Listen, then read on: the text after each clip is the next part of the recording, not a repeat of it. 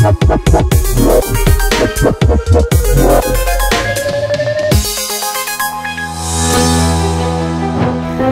tengah panasnya rivalitas Arsene Wenger dan Sir Alex, Arsenal menyudahi dominasi United di Inggris pada musim 2003-2004 dengan menjuarai Liga Inggris.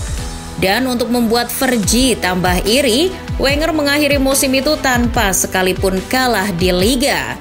Pencapaian ini akan dikenal dengan istilah Invincible. Itu jadi prestasi yang membanggakan untuk Arsenal. Tidak ada tim Inggris lain yang bisa melakukannya. Namun, sebenarnya Arsenal bukanlah satu-satunya tim di Eropa yang menjuarai liga tanpa kekalahan. 7 tim Eropa ini juga pernah mendapatkan gelar Invincible.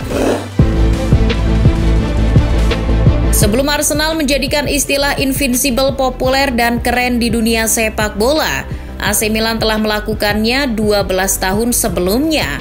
Tepatnya di musim 1991-92, ketika itu Rossoneri masih diperkuat para legenda seperti Franco Baresi, Ruud Gullit, Frank Rijkaard, dan Marco van Basten. Di musim itu juga Milan berada dalam masa transisi.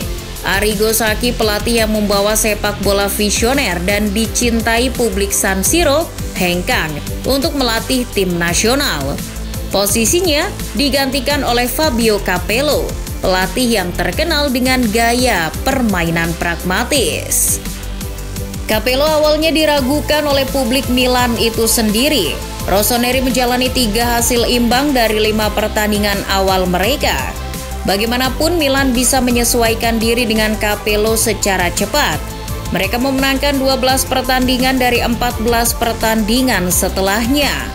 Marco van Basten jadi pencetak gol terbanyak dengan 25 gol yang sudah ia kemas. Milan pun mendapatkan Scudetto tanpa terkalahkan dan mencetak 74 gol sepanjang musim. Beberapa kemenangan besar Il Diavolo Rosso musim itu adalah 5-0 lawan Napoli dan 5-1 lawan juara bertahan Sampdoria. Salah satu pertandingan yang seru terjadi di laga penutup musim. Di pertandingan terakhir itu, Milan bertemu dengan Foggia. Anak asuh Fabio Capello sempat tertinggal dengan skor 2-1. Rossoneri sudah ditetapkan sebagai juara Serie A, jadi kekalahan ini seharusnya tidak begitu berarti. Namun, Milan mampu membalikan skor menjadi 8-2 di akhir laga. Tim Ajax 1994-95 adalah tim Invincible yang jauh lebih baik daripada Arsenal. Tidak percaya? Ajax tidak hanya tak terkalahkan di Eredivisie, tapi juga tak terkalahkan di Liga Champions musim itu. Dengan dilatih Louis van Gaal, Ajax diisi para pemain muda lokal. 13 pemain di skuad merupakan pemain homegrown dengan rata-rata usia 23 tahun. Skuad itu berisikan nama-nama familiar yang akan jadi legenda di masa sekarang, seperti Edwin van der Sar, Danny Blind, Frank de Boer, Edgar Davids, Frank Rijkaard, Clarence Seedorf, dan Patrick Kluivert. Tentu, Ajax menjadi juara Eredivisie bukanlah hal yang baru, tapi cara mereka menjuarai liga adalah hal yang luar biasa.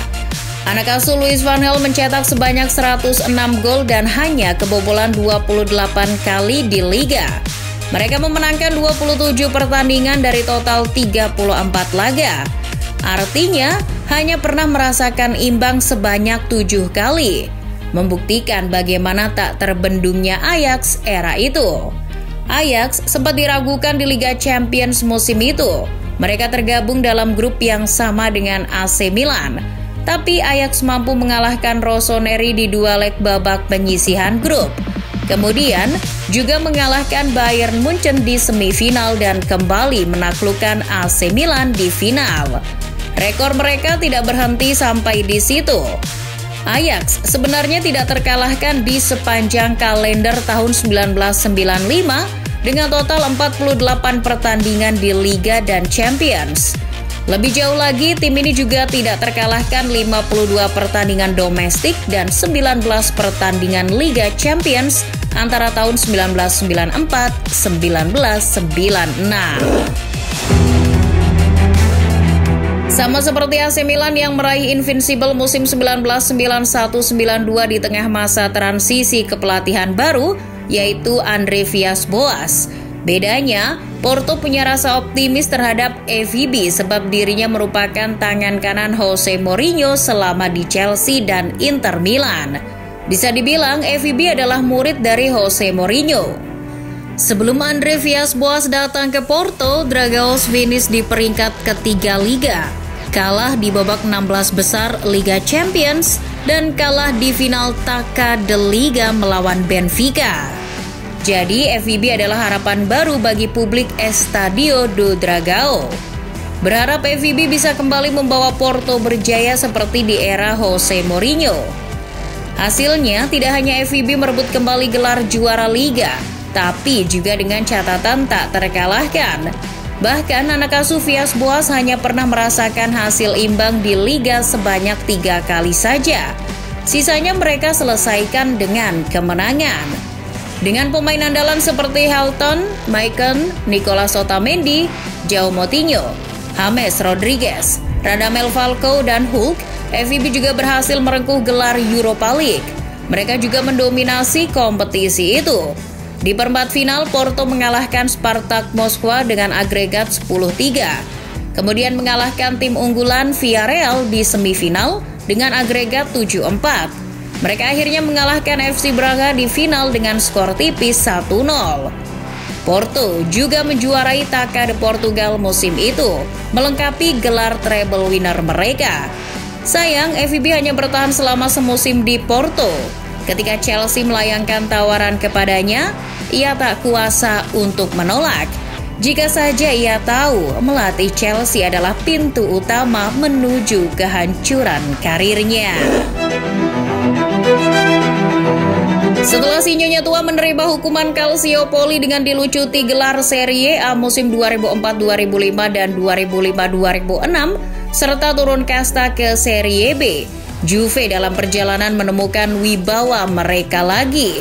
Itu baru didapatkan Bianconeri di musim 2011-2012. Dan fakta bahwa mereka menjuarai Serie A tanpa kekalahan membuatnya semakin spesial. Banyak perubahan yang terjadi di Juventus di awal musim itu. Yang pertama adalah si Nyonya Tua pindah ke rumah baru. Stadion lama yang bersejarah, Stadio delle Alpi, diruntuhkan menjadi Juventus Stadium. Kemudian Juve juga merekrut pelatih baru, yaitu Antonio Conte yang sebelumnya melatih Chelsea. Ia juga mantan pemain Juve di era 90-an. Bersama dengan pelatih baru, pemain-pemain anyar pun didatangkan. Salah satu rekrutan paling penting adalah Andrea Pirlo, yang dibajak dari AC Milan dengan status bebas transfer. Regista itu jadi pemain terpenting Juve merengkuh gelar Scudetto pertama sejak tahun 2003.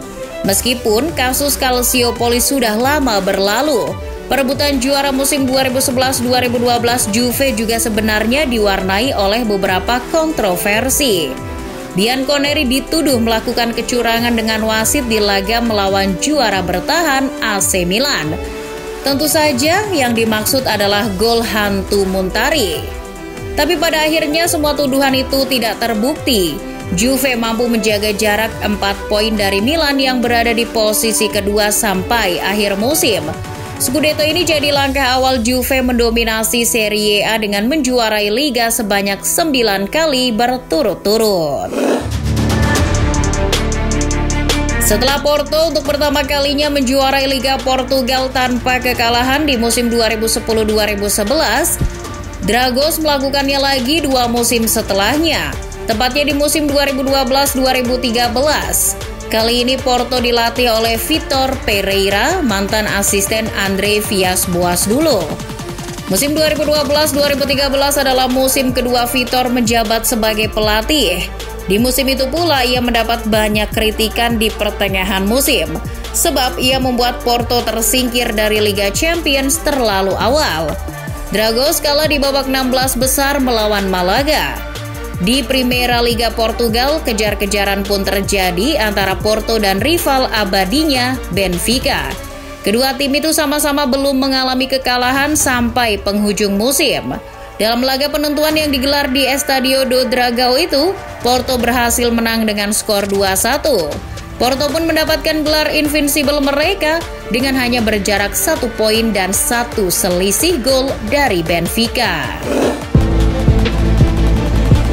Celtic memang sudah menjadi penguasa Skotlandia dan semua orang sudah tahu itu. Tapi apa yang mereka capai di musim 2016-2017 bukanlah sesuatu yang bisa dibayangkan oleh fans sepak bola manapun dan tidak bisa ditandingi oleh klub sepak bola manapun. Apalagi itu adalah musim pertama Brendan Rodgers sebagai pelatih The Celts. Celtic mencatatkan rekor tidak terkalahkan di pertandingan domestik selama musim itu. Tidak hanya di pertandingan Liga saja, sekaligus mencatatkan juara Liga Skotlandia 6 kali berturut-turut. The Hoops berhasil mengoleksi 106 poin di Liga. Itu adalah rekor poin terbanyak yang didapatkan tim Liga Skotlandia. Mereka juga memiliki 31 poin dengan peringkat kedua. Itu adalah selisih terbesar ketiga yang pernah dicatatkan tim Eropa manapun. Belum lagi, Celts juga menjuarai Piala Liga dan Scottish Cup di musim yang sama. 3 musim setelahnya, Rangers tidak mau kalah dengan catatan rival abadinya itu. Sebelumnya, Rangers mengalami masa suram. Karena kebangkrutan, mereka harus turun sampai ke Divisi 4 Liga Skotlandia pada tahun 2012. Mereka harus berusaha keras merangkak kembali ke Liga. Di tahun 2016, The Gears kembali ke kasta teratas tapi hanya mampu finish di urutan ketiga 2 kali berturut-turut. Sampai akhirnya Steven Gerrard mengambil alih kursi kepelatihan di tahun 2018. Setelah mengantarkan Rangers ke peringkat 2 di 2 musim pertamanya, Gerrard akhirnya membawa gelar Liga di musim 2020-2021. Itu adalah gelar Liga pertama Rangers setelah 1 dekade. Dan semakin terasa manis karena didapatkan tanpa kekalahan dan koleksi 102 poin. Memenangkan 32 dari 38 pertandingan dengan 6 kali imbang. Rangers unggul 20 poin dari Celtics.